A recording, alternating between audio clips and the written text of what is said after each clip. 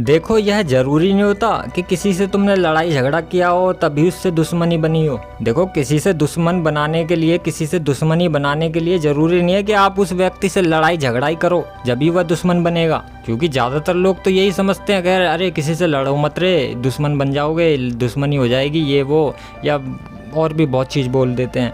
मगर एक बात मैं बताऊं आपको, दुश्मन बनाने के लिए ज़रूरी नहीं है कि तुम किसी को गाली बको या किसी से लड़ाई झगड़ा करो तभी तुम्हारे दुश्मन पैदा होंगे। देखो, अगर आप जो सच का साथ देने लग जाओ, सच्चाई के ऊपर चलने लग जाओ, सत्य ही बोलो, सत्य ही करो और सत्य का ही साथ दो, बस हक की बात ही बोलो, जब भी बोलो हक की बात बोलो और सच तो हमेशा सच ही बोलो, सच पे ही चलो, तब देखना देखते देखते आपके इतने बेशुमार दुश्मन बन जाएंगे कि आपको भी नहीं पता होगा कि कितने दुश्मन बन जाएंगे। और सबसे ज़्यादा दुश्मन तुम्हारे खुद के खानदान में से पैदा हो जाएंगे।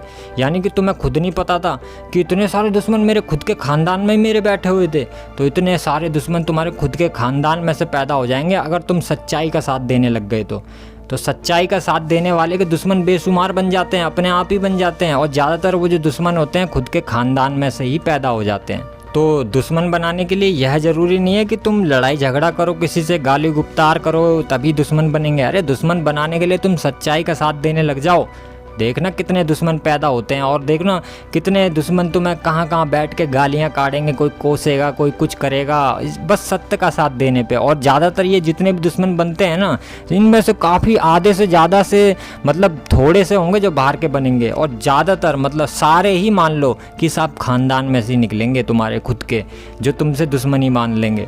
तो सच्चाई का साथ देने वालों के ना 1000 दुश्मन पैदा हो जाते हैं।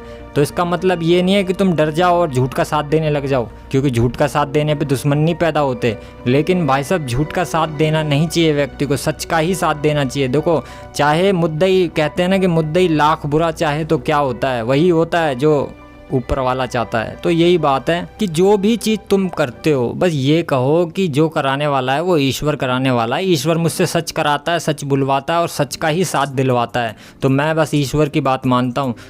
तुम्हारे को ईश्वर जो है, तुम झूठ का साथ देने को कहता है तुमको, तो तुम झूठ का साथ देते हो। मेरा ईश्वर मुझे झूठ का साथ देने को नहीं कहता, मेरा ईश्वर मुझे कहता है सच का साथ देने के लिए, और मैं इसलिए सच का साथ ही देता हूँ।